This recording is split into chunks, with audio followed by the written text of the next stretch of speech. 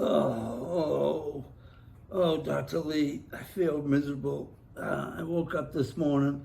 I've got red eyes. I've got a headache.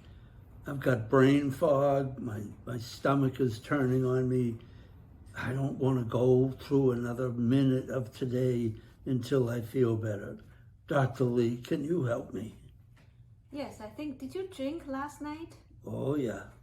So I think you probably get a hangover.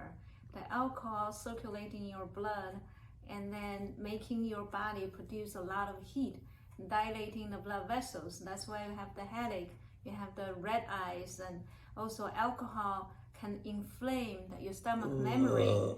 So you probably feel nauseous, and I don't know if you're vomiting. So based on all the symptoms, you have hangover. So we can use Chinese herbs, and actually this is very simple herbs. It's also part of the food.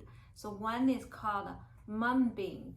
So this mung bean, you can get it from a whole food, and then you can put into your porridge, cook that using the pressure cooker, and this mung bean can help you to clear up the symptoms. And then also you can use the other two herbs. The one is fresh ginger, which help you vomiting, nausea, and clear up your stomach inflammation.